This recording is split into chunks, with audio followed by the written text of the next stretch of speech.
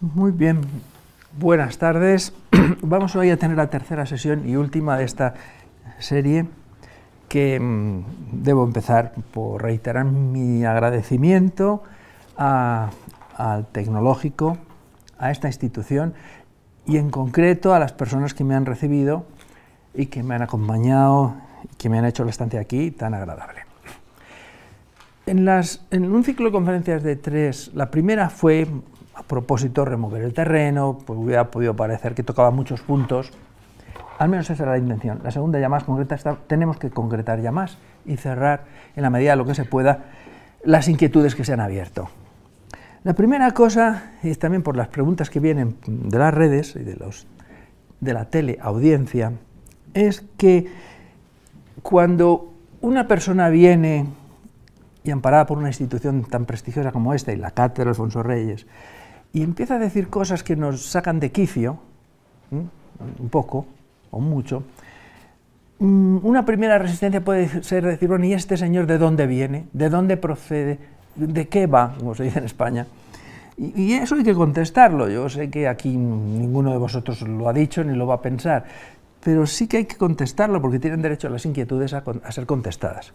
Yo debo decir que yo no vengo de ningún partido político, porque nunca he sido de ningún partido. No es crítica a los partidos políticos, es que no vengo de ningún partido político. Nunca he estado en ninguno, y en mi país había muchos, y en otros sitios donde he vivido. Tampoco de ningún sindicato, y me parecen tanto los partidos como los sindicatos imprescindibles para la vida actual, pero que no me ha dado por ahí. No vengo de ninguna asociación religiosa, ni de ningún grupo político, ni formal ni informal, simplemente una vida pues sencilla de ciudadano corriente y molente. Tampoco me mueven esos tics académicos progresistas o conservadores. Primero, conservadores no, porque yo creo en la democracia, creo que tenemos la suerte de vivir en una época donde hemos dejado atrás las dictaduras y las tiranías. Y que mis críticas que puedan sonar a la democracia, lo dije el primer día, no van contra la democracia, no son esas críticas del siglo XX que lo que querían es derruir la democracia para que aparecieran los militares y dieran golpes de Estado. No, no, son críticas de una persona que se siente orgullosísimo de vivir en sociedades democráticas, pero que pensamos y lo aportamos por si puede valer de algo. Y en segundo lugar, no soy antinorteamericano de Estados Unidos. No, no. Por razones claras, yo fui catedrático o profesor, el máximo grado de profesorado en Estados Unidos antes que en mi país. No puede ser una persona que tenga mucho odio a aquella sociedad que tanto bueno me ha dado, y de mis mejores maestros, como Sheldon Walling, que tanto lo menciono, el discípulo de Hannah Arendt, o Harry Eckstein, quizá la persona que más me ha protegido en la academia, Manfred Halpern, y tantos otros, igual que los hay españoles, pues son de allí. Así que no ese es el tic, no me mueven mis críticas al capitalismo, no tengo esas fobias. Pienso yo. Si ustedes las encuentran, pues serán que tendrán ustedes razón. Entonces, ¿qué es entonces lo que hemos planteado con la sociedad vigilante? La sociedad vigilante no quiere decir que no tengamos ideologías. Las ideologías son productos concretos para nosotros, los que trabajamos en esto, románticos, ya lo dije el primer día, todas. Y lo que sí nos hemos dado cuenta es que todas tienen el mismo sustrato, por muy raro que parezca. Alguien puede decir, entonces, ¿y usted qué ideología postula? Porque en el mundo vigilante te confrontan. Entonces, ¿y usted qué dice? Y ya te ponen en la disputa. Yo no vengo a disputar, yo vengo a aportar el pequeño mi largo trabajo, que a lo mejor no es más que una pequeña contribución, ¿verdad? No, las ideologías están ahí, pero es que entre ellas disputan. El problema que tienen los ciudadanos vigilantes es que no quieren darse cuenta que hablan en los parlamentos y no se escuchan. Las ideologías se insultan. Los que ocupan los cargos se insultan. Luego, el tratamiento, la pedagogía de las ideologías no ha servido para esquivar la corrupción, porque aparecen corruptos en la derecha y en la izquierda. Si alguien todavía pensaba que, bueno, en la izquierda moral y tal, pues también ahí, no. Que aparezca otra ideología nueva que nos resuelva el problema, yo personalmente lo veo imposible. Así que, ¿cuál es el punto de partida? Pues tenemos una sociedad riquísima, llena de avances, la incorporación de la mujer, la mundialización que tenemos hoy de las comunicaciones, los avances tecnológicos, los avances democráticos, los derechos humanos. Hay tantos avances en la medicina, en los transportes, que yo estoy muy orgulloso y muchas personas como yo nos gusta y estamos orgullosos de lo que se ha logrado, pero es que se nos han venido unas complicaciones últimamente en el siglo XXI, quizá porque vemos más cosas, quizá porque tenemos más medios, quizá porque tenemos otra sensibilidad, como mis alumnos tienen otra sensibilidad que sus abuelos. Y entonces vemos que aquí no hay soluciones. La democracia actual es cada vez más una democracia medio falsa. Las ideologías entre ellas se pelean, como he dicho, entre ellas también se abrazan y tienen hijos, porque la socialdemocracia no viene a ser sino un hijo de la izquierda marxista y a la vez del liberalismo. O sea, se han hecho muchos inventos y de buena fe, pero hoy, ¿cuál es la salida? La población vive una situación muy empobrecida en términos políticos, y lo que ha fallado quizá sería, yo resumiría, es la ingeniería de lo público. Y esto puede ser que a los que tratáis de humanidades en una institución como esta os pueda servir, porque si hay una ingeniería importante para evitar, como la hay benemérita, que evita las inundaciones, que logra el abastecimiento de aguas salubres, que nos facilita el transporte por las ciudades, y esa es maravillosa, hay otra ingeniería, una rama que debería ser la ingeniería del gobierno. ¿Qué instituciones, qué trazados, qué mecanismos o qué inventos deberíamos tener para que nuestras sociedades no se degraden como les está pasando ahora, en que el Estado, la franquicia gótica, que significa del siglo XIII, que es el Estado occidental y que se ha extendido por todo el mundo, empieza a dar unos síntomas muy preocupantes. Hay ya estados que no funcionan. Ahora dicen los teóricos estados fallidos. Yo no sé si alguna vez han funcionado. Y una de las preocupaciones que debemos tener es que el Estado tiene un comportamiento actualmente errático. Ya no controlan las fuerzas que generan en sus países.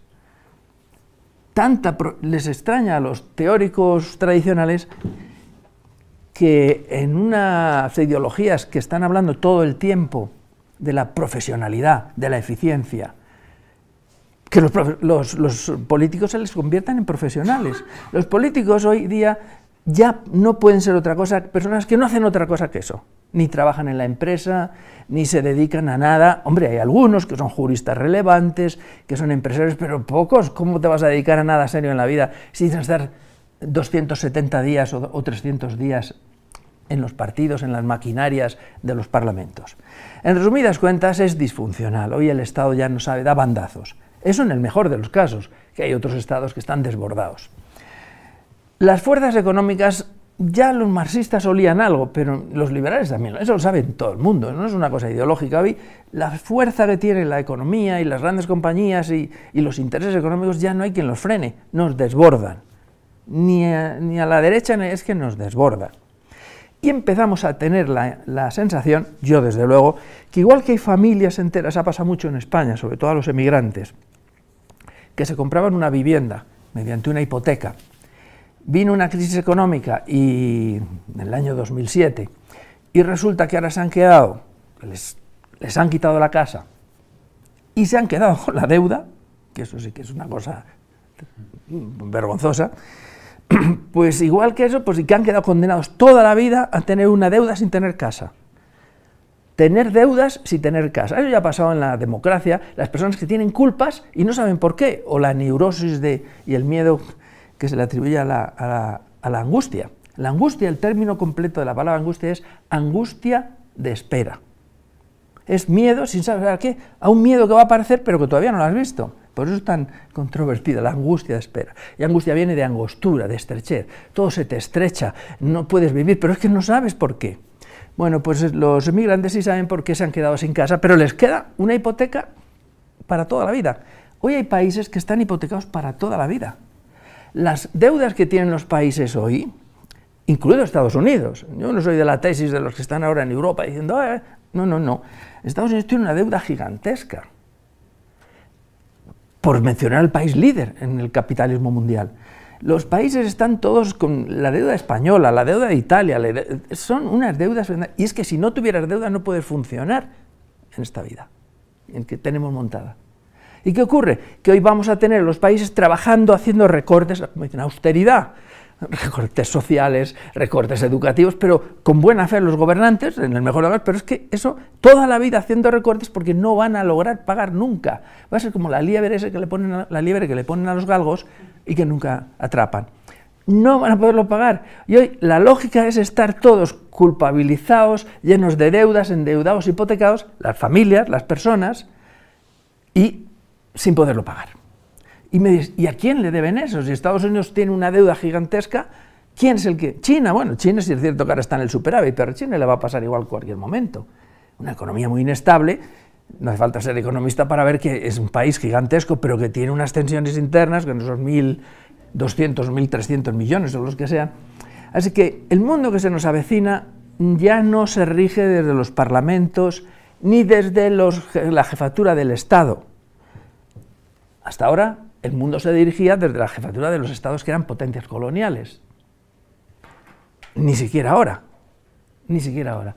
Así que ya empezamos a ver, y yo no soy experto, es solo una intuición de que empieza a haber nódulos o centros de decisión económica que tiene que haber y que poco a poco van a ir marcando el pautaje de cómo se hacen las cosas y también de cómo se hacen las cosas en el terreno político.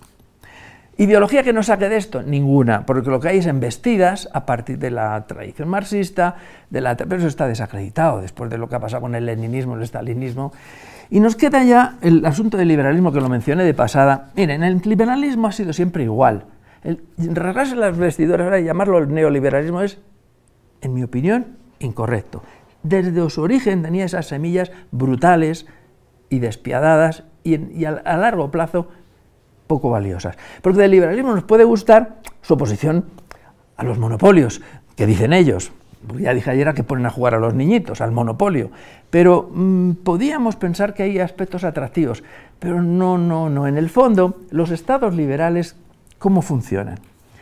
En los teóricos liberales, y por no aburrirles, que se estudian en Latinoamérica, por lo que veo, no sé en México, y en la mayor parte de los países que yo he visitado, es la rama calvinista. Yo les mencionaba ahora en una reunión que teníamos previa ese dictum de Calvino: el ser humano, el ciudadano debe vivir como si tuviera un cuchillo en la garganta. Bueno, quiero con esto decir que hoy en día no nos damos cuenta que el Estado, o los liberales no se dan cuenta de que desde su fundación el Estado es un mecanismo muy exitoso porque expulsa el conflicto de dentro, evita que haya guerras civiles. De hecho, los pensadores liberales más conspicuos son pensadores de la guerra civil. Y lo que están procurando es hacer unos tirantes, unas cerchas y unos dispositivos arquitectónicos para que una sociedad no caiga en la guerra civil. Y entonces ese conflicto interno, que en palabras de Harry Eckstein, esa guerra interna que tienen las sociedades, estos países avanzados expulsan la guerra interna a otros países, al contexto, al entorno. Es decir, fuera de aquí. Y te puedes encontrar en sociedades muy pacíficas que, vamos, a los niños los cuidan con una delicadeza y que tienen todos los derechos bien custodiados, pero que cuando van a otro país y lo invaden son brutales y no respetan los derechos humanos. Y que cuando van y tienen una colonia ahí se olvidan de eso, porque una cosa es ser demócrata en casa nuestra y otra cosa es el comportamiento de fuera. Eso nos lleva a uno de los rasgos que tenemos en la sociedad vigilante que nos va a dar muchos problemas, pienso yo, y es los rasgos esquizoides. El ir componiendo una identidad a base de esto bueno, esto malo, con el principium segregationis, o el mecanismo esquizoide, hace que hoy las sociedades no sean coherentes. Y sus líderes no pueden ser coherentes porque las sociedades tampoco. Si cuidamos unos valores en Ciudad de México, y somos personas que estamos convencidos de esos valores, como la igualdad de derecho, el respeto al prójimo, tal, todo eso, cuando salgamos de Ciudad de México y nos vamos a Guatemala, deberíamos comportarnos igual, o a Estados Unidos o a Europa. Y así todas las veces, pero no es así. Aparece el concepto tan vigilante de territorio, con las líneas, y aparece la transmutación peligrosísima, y aquí ya hablaré de pistas, que es el haber transformado durante los siglos, es la obra maestra de estas personas de buena fe, el juicio en arbitrio. Antes de eso, quería decir que quizá los que asistan a estas conferencias o la teleaudiencia dirá, bueno, y este señor, o Javier, ¿Y cómo se sale de esto? Porque yo lo definí, la vida actual tiene todos los rasgos de ser un laberinto. Hay dos tipos de laberinto: el laberinto en el que entras y no sabes salir, y estás moviéndote constantemente para nunca salir, incluso te estás metiendo todavía más en los recovecos del laberinto, y hay otro laberinto que tiene un punto central con un premio. Entonces se trata de descubrir el camino al centro y obtener un premio. La vida como laberinto, ¿qué rasgos tiene? Mucha movilidad, mucho dinamismo, pero es un dinamismo que no va a ninguna parte, que es la sensación que tienen hoy los jóvenes. Se están moviendo y moviendo y moviendo, pero no saben a dónde van, no saben qué sentido tiene esto. La democracia, pues si no la ven.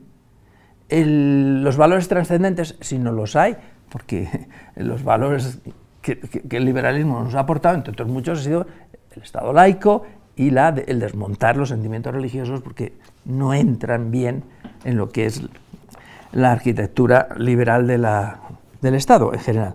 Así que yo creo que estamos en un laberinto, y la teoría política, las ciencias sociales y los artistas deberían pensar ¿y cómo salimos de este laberinto? Apostando por la vida y de una forma que no sea disruptiva y que destruya lo que tenemos, que es muy valioso lo que tenemos.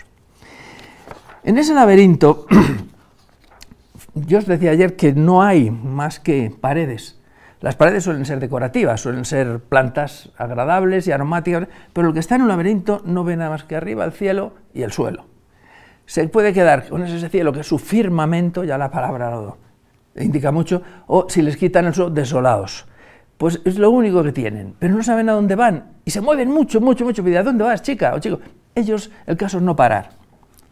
La vida como camino, y constantemente el apelativo tan brutal al estar despierto. Despierta América, despierta España, despierta chico, despierta, despierta. Hay que decir también que en la construcción de la ciudadanía que hoy tenemos empiezan a verse rasgos que antes estaban igual, pero ahora son más evidentes. Y uno es las tendencias esquizoides que hay en la población. Los individuos tienen que salir y van a entrar en la sociedad. ¿Y cómo se plantean vivir sin estar solos? Yo, cuando paseaba hoy por la Ciudad de México, me daba cuenta de la trascendencia que tiene estar solo. Y yo aquí no estoy solo porque estoy acompañado por las instituciones y por personas que me tratan muy bien. Pero ir paseando, entrar a un restaurante solo, ir a cualquier sitio solo, es una experiencia desgarradora, es muy dura. Pues bien, ¿cómo lo resuelven la sociedad vigilante? Pues lo resuelve, una forma es el emparejamiento, las parejas, que son parejas, como dice un pensador, Oldenstein, dice, son, en general, da la pista, y yo también estoy de acuerdo, y me salto muchos pasos intermedios, son parejas esquizoides. Muchas de las parejas se forman como el que tiene una forma de caminar y por necesidades esquizoides, no por verdadero amor como se nos vende. Las parejas exhibicionistas, las parejas que lo hacen atendiendo con eso es un logro social, a dar un ejemplo de ejemplaridad, de santidad en las vidas, de creatividad en la vida. Pero esa solución, la búsqueda de emparejamiento, es uno de los, dice aquí el autor, de los remedios más básicos y accesibles contra la soledad. Pero es una soledad que además la deberían conservar, porque la sociedad vigilante les anima a que no tengan dependencias. No tengan dependencias. Y en el sistema económico que fundamenta el liberalismo, las dependencias son negativas. ¿Y por qué hay que hablar de liberalismo? Porque no hay otra cosa. Los demás ideologías o se han bastardeado o han tirado la toalla. Prácticamente las ideologías están todas de capa caída, salvo el liberalismo, que parece que se agarra todavía a los mecanismos de mercado, y es la única, y que ya se han encargado de plantear que no hay otra forma de pensar, ni va a haber otra, porque ese engranaje que significa el pensamiento liberal ya se encarga de ser demoledor, de erosionar, de destruir y dejar todo hecho picadillo, y de desmontar todas las tendencias tiránicas, todas las falsas dependencias y las verdaderas dependencias, las adicciones.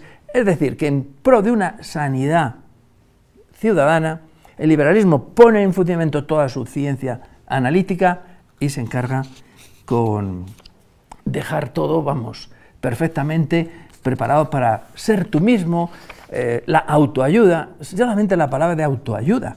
Eso me recuerda a aquella expresión de Freud y de Adler, que la utilizaban los dos. Es como un náufrago que está ahogándose y ve la orilla, y para llegar a la orilla se arrastra del pelo, el mismo. La autoayuda es imposible. ¿Cómo va a ser autoayuda un niño de 2 años, o una persona que está sufriendo, o un anciano? Estas ideas de la autoayuda, o del incorporar ahora ya en la desesperación de las oleadas que hay de aburrimiento, de depresión, de ansiedad, que son rasgos cada vez más abundantes, ¿cómo se van a defender de esto? Pues una de las formas es con esta incorporación de las emociones y lo irracional, lo que llamaban los economistas y los maestros de la teoría económica del siglo XX, entre ellos Vilfredo Pareto, llamaba los residuos. A donde no lograba el logos, ese logos griego, esa capacidad analítica, observadora, de precisión, exactitud y elaboración de datos para tocar la realidad, en donde fallaba eso, se consideraban residuos, que ya llegaríamos ahí, pero si todavía no hemos llegado, lo vamos a llamar de momento residuos.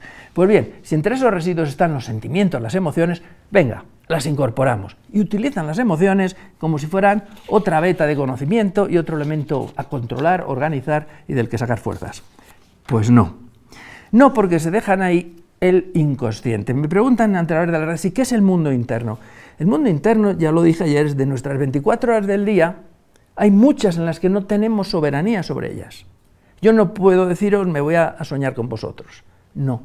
No puedo decir, puedo tener una cierta soberanía sobre una parte de mis 24 horas, pero ni en el mejor de los casos puedo aspirar a que eso sea total. Sí que sería una aspiración omnipotente pensar que yo puedo controlar todo, como yo oía en la televisión, y está todo bajo control. Había habido un incendio en un sitio, no, ahora ya se ha arreglado eso y ahora ya está todo bajo control. Esa frase es aceptable en un contexto concreto y de andar por casa. Pero es que los filósofos, los pensadores, los políticos y los líderes sociales y los profesores y los alumnos, mucha gente, pasa ese deseo, todo bajo control. Y si tengo a mi hija que le pasa esto, a mi hijo que tiene una depresión que no se puede levantar de la cama, vamos a ver.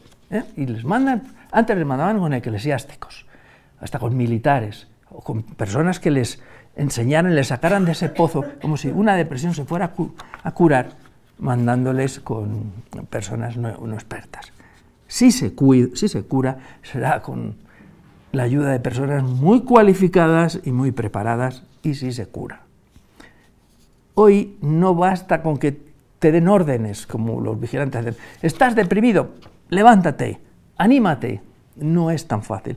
Las cosas no se hacen con silbatos y con órdenes. En la vida el silbato, la precisión, la puntualidad, que son magníficas, sirve para ciertas cosas, pero no sirve para todo. Tened cuidado, si a alguno le gustan estas ideas y las profundiza y las utiliza, que los vigilantes no son cualquier cosa, porque ellos se plantean la vida, como Erasmo de Rota lo deja claro y verbalizado, como una guerra. E inmediatamente van a identificar en ti a un enemigo. Si no piensa este o se sale del quicio en el que yo tengo enmarcadas mis ideas, este señor o esta señora es un enemigo. Y te van a tratar de buscar la disputa. Si entras en la disputa con ellos, ya se acabó el mundo. Porque lo malo que tiene la disputa de los dialécticos es que el resto del mundo no lo ves. Estás viendo un paisaje precioso, se ponen dos allí a pelearse y a sacarse las navajas y ya no tienes ojos nada más para acá eso. Se te ha olvidado el paisaje, se te ha olvidado las aguas cristalinas que vienen y alimentan a la gente de la ciudad, se te ha olvidado lo que está creciendo, se te ha olvidado lo que disfruta allí esa pareja de amantes, los niños jugando al balón y los ancianos corriendo. Se te ha olvidado un mundo riquísimo porque te han puesto ahí una pareja de navajeros y te fijas en eso. Esa es la técnica de los dialécticos. El tertium exclusus que decían los filósofos latinos, crear una polémica, un debate y ya no existe más. Pues mire usted es marxista, que Dios lo bendiga por toda la vida. Usted es leninista, pues mejor. Y usted es ultraliberal, pues mira qué bien, a disfrutarlo, larga vida. Y usted es anarquista, pues estupendo, aquí estamos todos, que somos de colores y razas distintas, a vivir. No es problema, no, pero no quieren eso, no, quieren confrontación, porque piensan.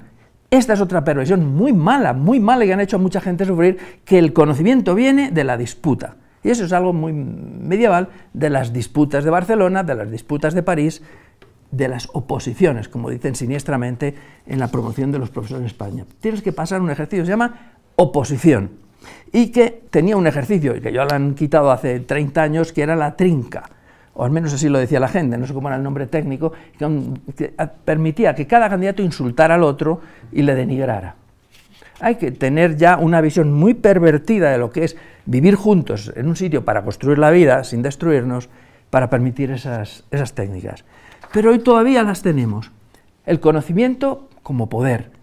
Claro, imaginaros que si el conocimiento es poder, había mucha gente, incluido algunos de nuestros amigos republicanos de la barraca, que pensaban que llevar conocimiento a los campesinos era darles poder. Unos colegas míos jóvenes, jovencitos de ciencias políticas en la Complutense, hicieron una excursión por la parte más pobre de la Sierra de Madrid, en los pueblos, para enseñarles ciencia política allí a la gente de los pueblos. Y yo le preguntaba a uno, oye, ¿y qué tal te sale? Y dice, bueno, no muy bien. ¿Cómo tú, un jovencito, pudieras enseñar política en el sentido más profundo de la palabra a unos ancianos? ¿Qué arrogancia es esa? Si la política es el arte de quien manda, quien obedece, implica la traición, implica la avaricia, el dominio, el sadismo, el masoquismo, implica cosas muy hondas, la omnipotencia, y tú crees que tú le vas a enseñar, pero bueno, eso primero hay que enseñar también si la otra parte te lo pide, pero no en la dialéctica. Así que, ¿cómo se puede salir uno de ese laberinto en el que estamos ahora? En mi opinión, ese laberinto que amenaza al planeta y que probablemente se nos vaya a caer el único instrumento que tenemos de control y de montar el gobierno público, que es el Estado, que eso es otra cosa. Yo no soy antiestatalista, es que más bien veo que es que el Estado empieza a desintegrarse solito, pero solo. Es que hay zonas de los países en que ya no controla las calles el Estado, en donde es peligroso pasear y en donde los parlamentos están todos movidos por el dinero de los lobbies, por así decirlo, y en donde te empiezan a decir, no, no, cuidado, cuidado, y en donde la población tiene la sensación y la experimenta de que el Estado no controla esas tendencias tan malas como son los monopolios y la influencia de las leyes en la creación de las leyes por el dinero, los lobbies o los intereses partidistas. Esto siempre ha existido, ese problema en la política. A lo mejor es que ahora tenemos más cultura y tenemos la piel más fina. No digo que no, pero desde luego ya vemos que no nos basta. Con estados que estamos convencidos que están los partidos todos llenos de escándalos, de recaudación de dineros de forma fraudulenta y que siempre acaban siendo en la influencia de empresas, de personas, de intereses sobre los intereses públicos. Esa confusión entre lo público y lo privado hoy la tenemos por todas partes y nos preocupa porque vemos que los estados montan comisiones de investigación, y bueno, algo se hace, desde luego, no digo que no, pero otro síntoma peligrosísimo es que los estados tienen dos lógicas. Una, cuando el estado está trabajando para sí mismo, que tiene, como se dice en Estados Unidos, el due process, tiene los mecanismos de la justicia que se respetan generalmente en eso de forma admirable. Y aquí me imagino que tenéis unas leyes, un tejido jurídico normativo y unas instituciones que tienen mucho cuidado en proteger los derechos y las libertades de sus ciudadanos. Pero ¿qué hacen estos países cuando salen fuera? Eso ya no se lo preguntes. ¿Qué hace cuando alguien viene y quiere subir por una valla para entrar, como pasa en la Unión Europea? Un pobre muchachillo que una vez, os contaba ayer, quiere subir por la valla o viene en una barca, ahí que medio se hunden, y lleva la camiseta del Fútbol Club Barcelona. Dices, pero este muchachillo, ¿qué es? No es un delincuente, viene con la ilusión de su, pues nada, ¿qué ilusión tendrá? Pues de encontrarse una novia guapa, de llegar a tener dinero, de estar en un país más rico, de hacerse otra vida, y eso no es ningún delito, ninguno. Pero la cuestión está en que hoy, para vivir, hemos necesitado trazar las líneas territoriales. Me diréis, ¿es que había que hacerlo? Y yo diría, pues sí, yo no digo que no hemos sabido hacerlo de otra manera, pues a tener lo que tenemos, pero eso, desengañaros, no va muy lejos. Yo hablaba con vosotros hoy en la comida y a mí no encontraba diferencia de que erais mexicanos. Es que me tengo que poner, no, que cuidado, que son mexicanos. Se me olvidan cuando empieza el mundo interno a funcionar, cuando empieza a funcionar la conciencia del escenario corpóreo de la vida, y para la teleaudiencia, y esa otra franja de mi vida y de mi inteligencia que no controlo yo directamente, esa parte es importantísima en la elaboración de mi vida. Metáfora y analogía. El propio Platón, tan autoritario, él ya tenía la idea de que cada uno lleva una ciudad dentro, ¿no? Llevamos una ciudad interior y existe luego la ciudad de fuera. Fijaros que habrá alcaldes de una ciudad, aquí se le llaman alcaldes también, supongo, al regidor de una ciudad, que está dirigiendo una ciudad y a lo mejor la dirige muy bien, pero ni ha visitado muchos barrios de su ciudad. Y la organización de la ciudad, la inteligencia de la ciudad, ¿quién son? ¿El alcalde, los policías, los funcionarios? No, eso es una parte importantísima. Pero luego hay el comerciante que levanta el cierre, la maestra que está con los niños, el señor que está cuidando las heridas como un enfermero. Todos esos son la inteligencia de la ciudad. La inteligencia de la ciudad es todo ese entramado rico que trabaja día tras día. Pero vamos a pensar que la inteligencia de la ciudad es solo en la parte consciente de esa ciudad, que son los funcionarios y los políticos, los concejales, los regidores y el alcalde. Pues igual en nosotros hay barrios enteros que no conocemos. Hay veces que viene una persona y te suscita que tú saques ese barrio que no sabías que tenías.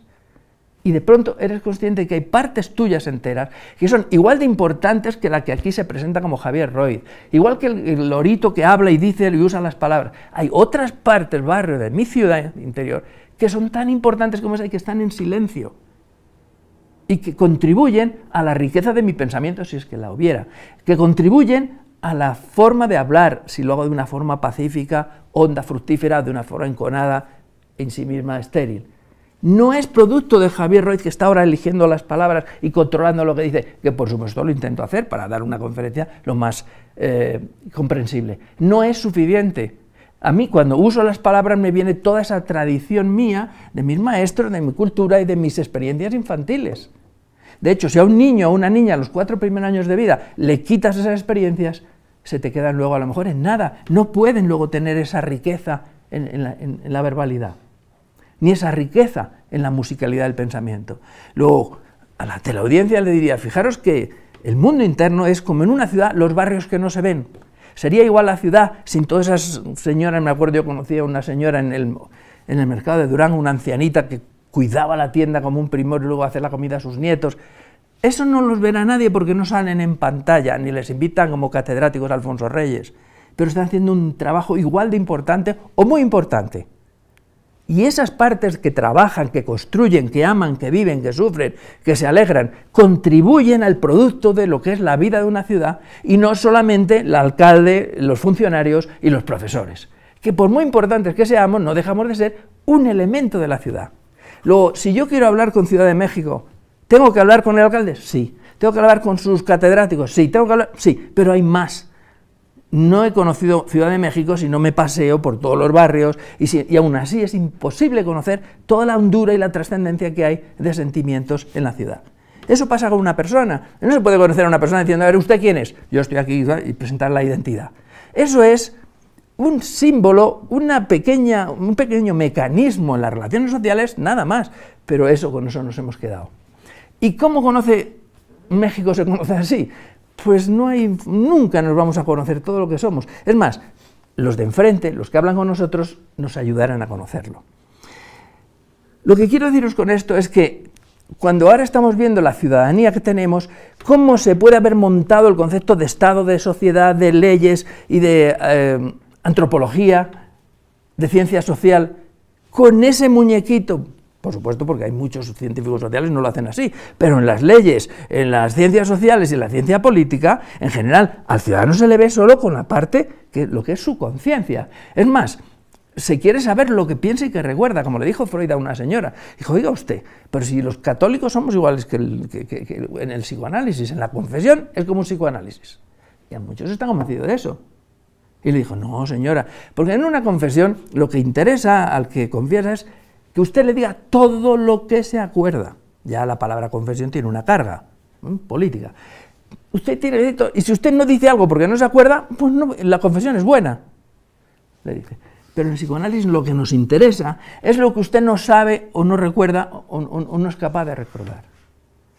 Ni siquiera es la anamnesis platónica, no, es que hay muchas partes de nuestra ciudad que están viviendo, que primero, tienen una importancia en el Producto Interior Bruto, generan cultura, relaciones comerciales, protegen nuestra ciudadanía, cuidan la higiene, todo eso que se mueve. Yo veo ahora en el hotel a las 5 de la mañana cómo se está moviendo la gente allí. Esos son fundamentos de la vida, la higiene y la construcción de la vida, realmente la vida política. Y no el simulacro que hacen muchas ciencias sociales, que parece que están hablando de unos mecanismos que se dejan fuera, eso es lo más terrible, se dejan fuera realidades que no contemplan.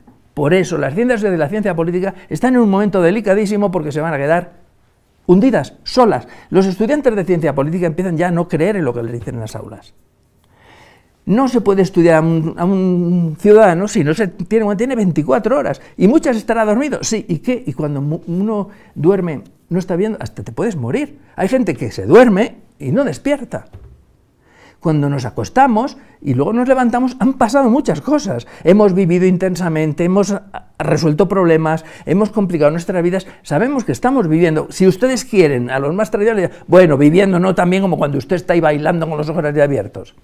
Tardé mucho tiempo en darme cuenta que esa sociedad pinta la justicia como, o la esculpe como una escultura en donde aparece suele ser una mujer, con una balanza, es decir, ponderando, sí, tienes razón, sí, ponderando con la balanza que pesa, pero efectivamente iba a decir eso, buenísima observación, buenísima, pero con una venda. Y dije, bueno, ¿y la venda para qué? Pues a mí me contaron, y así me lo creo, hombre, la venda está para que un juez, o una jueza, no, cuando viene alguien, sea ecuánime, porque si viene su sobrina o su sobrino, ya no va a ser imparcial. Eso ya es una burla del aristotelismo, porque para los que somos músicos, amantes de la música, tenemos oído. Yo cuando ponen en España que doblan las películas y salen las voces, sale una voz a un actor y luego oigo esa otra, yo ya no me puedo concentrar porque pienso en la voz y se la ponen a otro actor, la misma, son voces. Pues ya poner que la justicia, si le tapas ya no va a haber, pero no tienes oído, vamos, yo viene mi sobrina, pues ya, si nos tragamos eso en esas personas que van y hacen paradas militares, a favor de la ciencia, el rigor, y que les echan filípicas completas a sus estudiantes por falta de esa actitud de precisión, de rigor, y lo que dicen, tragamos ya eso, que es mucho tragar, se me ocurrió otra cosa, y es que ¿por qué le ponen la venda? Ya metiéndonos en el aristotelismo, digo aristotelismo porque Aristóteles pone la vista por encima de todo, y la claridad por encima del oído es la gran capacidad que tiene el hombre de conocerse a través de la vista y la luz. Pues sencillamente en que la justicia la podían, yo pensé, ¿por qué no la pintan o hacen las esculturas con los ojos cerrados? Tan fácil como así, a ver, ¿qué pasa ahí mi sobrina? Y la voy a juzgar como si fuera el enemigo de ahí enfrente, igual. Pues cierren los ojos, y no. ¿Y sabes a la conclusión que yo llegué? No sé si la compartiréis, porque la venda es esencial. La venda lo que te dice es que la justicia siempre está despierta. Es más, está diciendo, tiene los ojos abiertos, y los tiene porque la justicia es intrínseco en ella estar despierta. La justicia nunca está ensoñada, ni puede... Tiene que ser una justicia despierta. Es el canto a entronizar la parte vigilante de nuestras 24 horas. Lo han hecho muchos pensadores, ya os lo decía, de los fundadores de los dominicos, o no el fundador, pero el cerebro de los dominicos, de los unos de los otros. Todo el pensamiento de la sociedad vigilante entroniza la vista y deprime el oído. No así la tradición judía. Hannah Arendt se dio muy bien cuenta de esto. Es una de las pensadoras, por muchos otros motivos, creo que compartimos que es una gran figura. Esto lo vio muy bien. Sin embargo, su discípulo Sheldon Walling, a veces, que es mucho más asimilado, decía, pues no estoy de acuerdo con ella, y parecía, yo sí estoy de acuerdo completamente. El canto a la luz, claridad. Os comentaba el caso ayer de Hamlet, pero hoy no me quiero detener. Así que, salir del laberinto tenemos un gran problema. El Estado, que es la pieza clave, esa franquicia, que en la ingeniería del gobierno, y aquí estamos en un templo de la ingeniería, empieza a hacer aguas por muchas partes. Ya se habla, ellos mismos hablan del Estado fallido. El otro día me hablaban de una persona, no, en tal sitio, una persona de esa corriente de pensamiento. Ya es prácticamente, llaman la palabra narcoestado, yo no sabía que se usó eso ya. Es decir, que la idea de la democracia, que es un diseño ingenieril que permite que muchos seres humanos vivamos juntos sin destruirnos y articulemos nuestros defectos y nuestras virtudes mediante unos mecanismos como es la representación por elección directa o elecciones periódicas y la aplicación de la ley y la construcción de las instituciones, esto ya no funciona. No sirve para parar el camino y los pies a los tiranos, ni para frenar a los lobbies económicos, ni para hacer que se den leyes que van en contra de la población, y la población lo sabe, y lo sabemos todos, pero vemos que esa persona no va a ir a la cárcel, porque tiene detrás un lobby muy potente. Y todo el mundo no va a ir, no queremos, y no va. O aparece una gran compañía de, no quiero decir el ramo porque me van a llamar antisistema, que no lo soy, porque entre otras cosas no puedo ascender más en mi carrera. Para los que puedan, este señor es un yo no soy antisistema porque en el sistema estoy con cátedra ahí estupendo, más bien estoy comodón. Lo que ocurre es que empezamos a sentirnos desvalidos. Esto va a pasar, voy a evitar la corrupción, sí, voy a admitir un comité de investigación y pongo a mi cuñado al frente del comité o uno de mi partido. No hay mecanismos que controlen y garanticen con un mínimo de honestidad, en la que todos entendemos, la limpieza de las instituciones. Así que las instituciones se corrompen, pero hay otra perversión mayor, y es la dureza del tratamiento militar de la política. Al estar todos militarizados, ya lo que se ha desbordado es la actuación de los ejércitos en el campo internacional. La megapolítica, que es el comportamiento que tiene México o España o Italia o Nueva Zelanda, de puertas para afuera, digamos, eso tiene que ser importante. Es como si uno en su casa es exquisito con sus hijitas y con sus hijitos y todo allí funciona, que es algodón de color de rosa. Pero sale a la puerta y coge el coche y empieza a dar allí, a acelerar y a pegar gritos y a dar pitidos. Y diríamos, bueno, pero si usted cree en esos valores, cree que es más constructivo para la ingeniería pública y de los gobiernos, de personas y de instituciones, eso, ¿por qué no lo aplica cuando va fuera de su puerta? Porque cuando van fuera de su puerta existe todavía la invasión. Y vuelvo a utilizar esa palabra, yo no soy anti nada, pero si no, las invasiones, y han existido siempre. Porque ¿cómo se ha hecho la geografía de los países? No quiero meter el caso de México, porque podría mencionar también el caso de Guatemala, que le quitaron un trozo de territorio, o los españoles con los catalanes, o los italianos. Hoy día, si bien el Estado, una de las cosas que se quería es evitar la guerra civil, intentar por todos los medios un conjunto de instituciones y aprovechar las tradiciones y la sabiduría política para que se pudiera vivir en un país sin guerra civil. Pero nunca, ni en la mente de aquellos diseñadores, estaba que eso mismo se extendiera al exterior. Es más, algunos de ellos, los más célebres, todos curiosamente calvinistas, como es Hobbes, dicen, no, fuera ahí ya no rigen las leyes.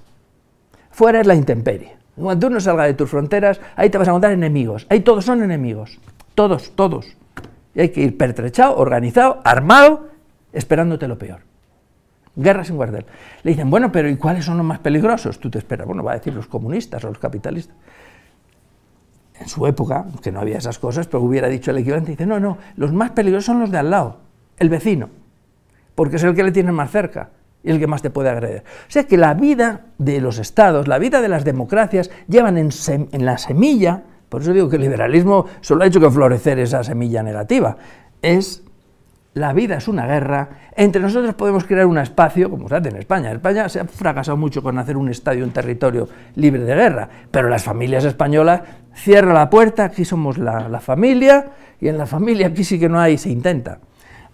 Fracasa en la familia y fracasa en el Estado.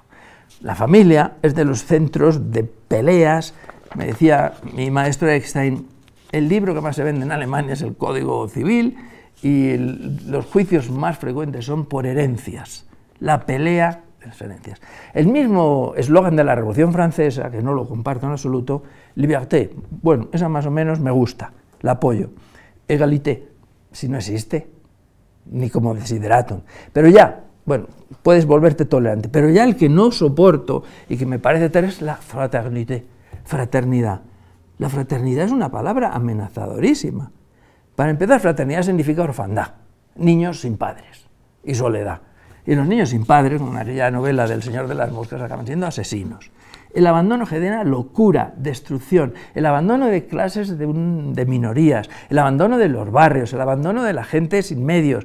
Todo eso lo que está generando es locura. No es que genere violencia, genera locura. Porque a ti te puede pasar que te degradan porque tú, no sé, pues porque eres español en México o porque seas de otra raza. Bueno, puede ser que tú lo aguantes, pues tienes una formación y pasa el tiempo. Pero ¿y si va tu hijita y viene un día del colegio llorando? Y la han insultado por su religión o su color de piel. Entonces probablemente esa persona no se aguante y se convierta, coja un fusil. No se puede humillar a la gente, pero no por cuestiones ya morales, es que en el desarrollo de la ciudadanía, hoy sabemos que la injusticia, palabra política, no psicoanalítica, sencillamente una palabra política, genuinamente de la teoría política, la justicia enloquece. Como en aquella película de Matar a un ruiseñor, cuando le dicen, es que le mató a la policía por la espalda. Sí, el policía es que se había vuelto loco, sí, porque le habían hecho una injusticia flagrante a aquella persona, y cuando a la gente les humillas constantemente y les rompes sus deseos, les frustras y les humillas en público sobre todo, eso produce locura. Y a un niño sería muy fácil enloquecerle. Los niños cuando vienen de países totalitarios, de haber estado abandonados, muchos de ellos vienen con grandes posibilidades de estar psicóticos. Porque el abandono, la humillación, eso no es de ideología, es que te va a generar bolsones de locura con lo que eso significa. Claro, luego es muy difícil, ¿y usted por qué habla de eso? No es psicología. Una población que vive en esas incoherencias, en casa todo muy bien, pero en la calle todo muy mal, aquí dentro de nosotros el due process y todo lo que tú quieras, pero cuando vamos a otro país tenemos pues cárceles descontroladas o tenemos colonias en las que se hacen barbaridades, y en el fondo tú piensas que una persona, si es de los tuyos, es mejor que si no es de los tuyos. Eso funciona. Parece una cosa tribal, pero todos sabemos que funciona. ¿Cuál es la lógica de la política fuera del Estado? En el planeta, que ya lo vemos y lo hemos visto desde fuera, y que ya hemos visto que es un habitáculo común, porque es que ahora lo vemos, y que nos comunicamos en tiempo real desde cualquier lado a cualquier lado. En ese planeta, vamos a ver, ¿qué leyes hay? Esa creación tan maravillosa, toma tradición, para que no piensen que yo soy antisistema, que es la ley, la lex romana. La idea de que se puede construir democráticamente un pautaje, más o menos generado por instituciones fiables, que garanticen que no va a haber al menos tiranías, ni la brutalidad del abuso ni del matoneo. Como volviendo a Maimónides, decía, si vas a un pueblecito y llega ahí una ancianita, está vendiendo cosas caras, joyas y tal, y llega un matón, grandón, un gigantón, compra y le paga, pues aquí hay ley. Porque ahí el matón o el grandote no aplasta al pequeño. ¿Por qué? Porque hay debajo una ley construida cívicamente de muchos años, de amor al respeto, a la paz, al trabajo creativo y también al coraje cívico. Y esto permite que esas personas no estén ahí al albur de que venga el más fuerte, el más perverso, el que tiene las escopetas o el que tiene el dinero. Ya sabemos que eso triunfa y que así se organizan las cosas, pero es que la inteligencia de los maestros y de las ciudades y el coraje cívico lo que intentan es generar una ingeniería pública que no tenga esos fallos ni esas goteras. Y para eso hace falta la inteligencia, para construir lugares en donde verdaderamente se paren los pies a la corrupción, que viene a ser tiranía, a la humillación que nos hacen cuando una persona se ha llevado millones cuando los demás los necesitamos y los pagamos, o al desprecio por ser de una minoría, por las identidades famosas, esas que a ver si ya se van desmontando, su identidad sexual, su identidad de raza, porque una persona tenga otro color de piel, pero ¿de qué vamos a...? Pues funciona. Porque una persona vivía en un barrio, funciona. Y miren, a lo mejor no funciona entre usted y yo, que ya nos lo creemos, vale, que usted es más... Pero ¿y nuestros hijitos? ¿Qué va a pasar cuando esa niña vaya inteligentísima y no tenga acceso a los mejores medios? Entonces ahí viene la furia de lo esquizoide, la furia de la locura, que es la conexión de la justicia. Bueno, entonces yo solo querría aportar aquí un par de cosas, porque el tiempo se nos va. Una pequeña aportación, las otras yo no me tomen como, no sé, exagerado. Yo les remito a los libros, porque aquí no me da tiempo. son una pequeña contribución que hay colaboradores míos, en concreto 2 de ellos han trabajado, y 1 de ellos, y yo, bueno, esto me apunto a lo que ellos han pensado, es el ir dándonos cuenta que el concepto de ley que movemos, que hoy tenemos y que asumimos y que utilizamos, en realidad no es ley. Y eso nos está poniendo muy incómodos, ya hoy es insufrible para los más jóvenes. Porque los más jóvenes, como les dije ayer, los niños no hablan del tiempo, ni empiezan a hablar del tiempo, ni de hay que ver, bueno, no hablan de esas obviedades. Parece ser que los niños, cuando juegan al baloncesto, me decía un colaborador mío, Jorge Loza, los niños no intentan, él trabaja de árbitro, me decía, los niños no intentan engañar al árbitro, hasta una edad, a partir de una edad ya sí le intentan engañar. Bueno, aquí me dejó pensando, hoy, ¿qué es lo que llamamos libertad hoy? Yo he hablado con mis estudiantes, no solo españoles, y me di cuenta de que ellos llaman libertad a hacer lo que te dé la real gana. Yo, si fuera millonario, entonces sí que sería libre, haría lo que me dé la real gana, es decir, a mi libre albedrío. Pero eso se lo secundan sus maestros y sus religiosos, el libre albedrío, y se lo secundan, agárrense, los grandes padres de la democracia. En concreto, en la tradición cristiana, que toma la tradición latina, la tradición clásica y por supuesto la religión judía, que es la religión cristiana puesta al día, según piensan ellos, en esa tradición aparece la idea del libero arbitrio. Agustín de Hipona, Hannah Arendt decía, es el filósofo más importante del mundo de habla latina. Agustín de Hipona, que es un hombre terrible por su inteligencia, pero también por el contenido que tiene el buen señor, yo en eso no estaría tan de acuerdo con Hannah. Este hombre plantea y articula ya el concepto del libero arbitrio. ¿Y qué es eso de arbitrio?